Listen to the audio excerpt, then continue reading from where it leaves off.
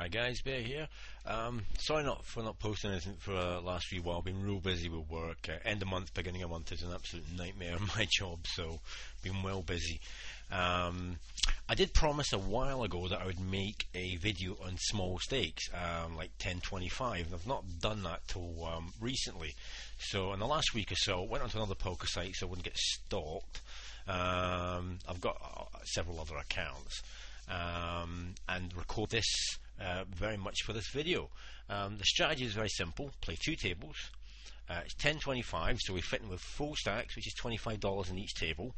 And the strategy was, as I say, was to keep it tight, keep the pot small when I'm drawing, and obviously play it big when I've got a really good hand. Now obviously at 10 and 25 it's very loose. I mean, you're talking 40-50% call rates on many occasions.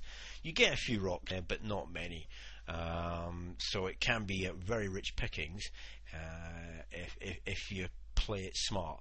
Don't get me wrong, you will get sucked out quite a bit as well, because some people will just play with anything, and that happens. But over the long period of time, with a very simple strategy, you should be able to make some decent money at that level.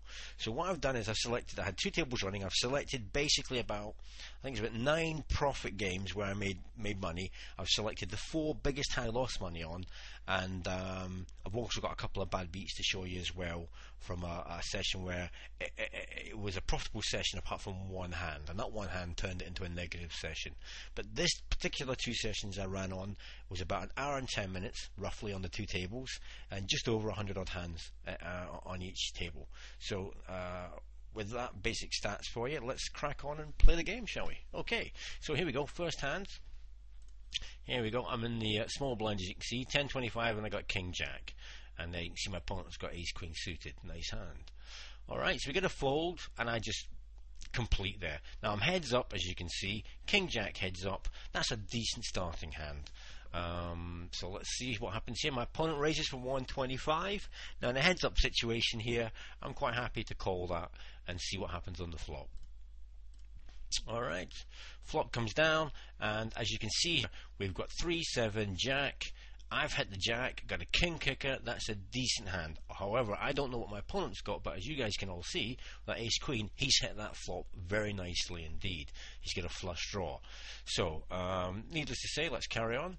I checked my opponent, and the whole purpose of this is because he raised, I'm giving him the opportunity to do his standard continuation bet. Now, I expect him to bet. My plan here, very simple, check raise. That's what I'm going to do. So that's why the check's there. I know some of you might think that's a bit dangerous with the 2 clubs on the table, but he's the aggressor, and I'm going to let him play and then come back with a check raise. That was the whole purpose of that move. So check. My opponent goes 175 into a 250 pot, standard looking continuation bet, and bang, I come back with my check raise, $4. Okay. Now I think that move's fine, and needless to say, if he's got a big hand, I'll find out very soon. If he's drawing, he'll probably flat call me, and then obviously depending on the turn card, it will all depend on how I play this. However, I didn't expect this. Right, watch. Bang. My opponent humps me all in on the check raise. Now, I do have some history on this guy. Not a lot, because on the poker site, but I do know he's very aggressive when he plays. Now, I looked at that, and the great thing about this particular site I was on is you can call time. So obviously, I hit the time here, and I work it out, and my calculations and summing up here was on 3 scenarios. Okay, A, he's got Ace Jack, and that's really unlucky. Okay, remember he's in the blinds, as was I. So Ace Jack, and if he's got Ace Jack, then that really is exceptionally lucky with my King Jack. B, he had a small pair and he's tripped up. Or C, he's got a draw, potentially flush draw, or maybe a gut shot on a straight. So I worked this out, and based on the history I had on the chat beforehand, I looked at Ace Jack and I went, nah, don't see it. Really don't see Ace Jack here, and discounted that. Trips, possible. draw possible. Now, if he's got trips, he's got plenty of opportunities. Why would he go bang all in there straight away? Well, maybe because there's a flush draw. But I thought, nah, that's a waste of trips. He's going to blow me away. He's wanting to take the pot down there and then with that move. So trips would be a wasted hand by going all in there. So I discounted trips. Ace-Jack, again, as I said, I'd already discounted that, but again, it's a waste of a hand. Alright, I've check-raised him. Ace-Jack, if I've got a top pair, then he's more likely to flat call me. So it came to the last scenario. Has he got a draw? And the more I thought about it, the more I thought, that is just typical of somebody going for the flush draw.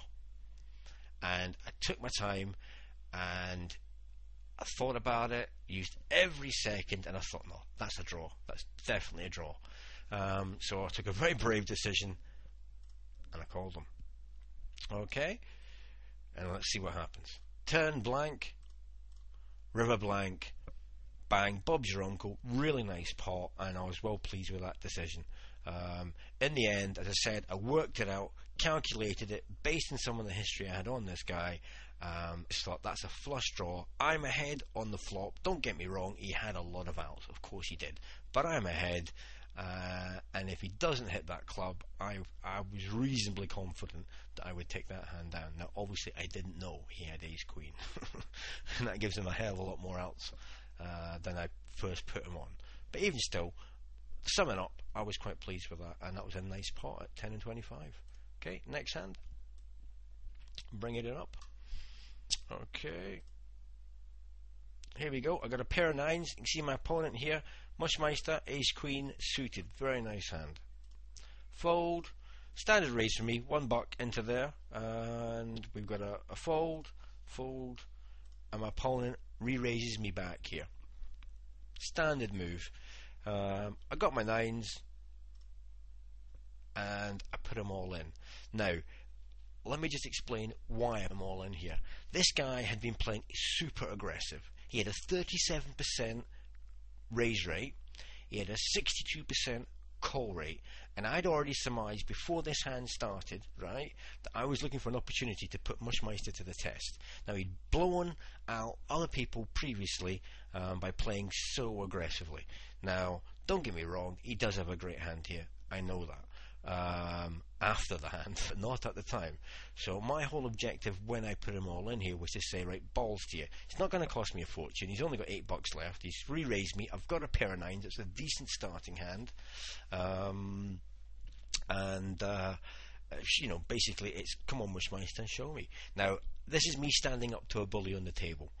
And that was the whole idea of this move. He bullied so many people to folding previously. Now, like I said, 37% raise rate, 62% call rate. That's extremely aggressive, very much maniac side. So with my nines, I thought, screw this. He's only got $8 left. Bung them all in. Let's see what happens. And needless to say, Mushmeister calls me. Flop comes down, and you can see there, miracles do happen. I hit my trip nines, and as you can see there, he's in a lot of trouble. 2 comes down, 8 comes down, stacked Mushmeister. Well pleased with that.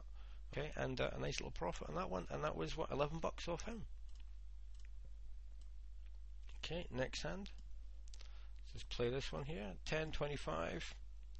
Here we go. On the button, King 7 suited, Ace 10 to my right from Riball. Okay, let's just watch what happens here. Riball flat calls that. Now, as you can see, I've got the blinds, I've got a limper, King 7, I'm in position, King 7 suited. It's not a nominal hand, but it's not a bad hand. I'm in position, standard move would be either raise or limp. Now, in this particular scenario, I limp. Okay? Technically speaking, it would have probably been better to raise that up. But King 7 suited is one of these trappy hands. Right, guys, topping up the wine there. Okay, right, so just going back to this, King 7 suited, I could have either raised that or limped. It's one of my favourite hands for sneaking into a pot nice and cheap to see what happens. With the current table as it is, as you can see, I've got Mike Master here in the blinds, very aggressive. got somebody here with no history, and this Rebo guy hasn't raised in 14 hands. So I just decided to limp in here and see what happens. Okay, we get a call from one of the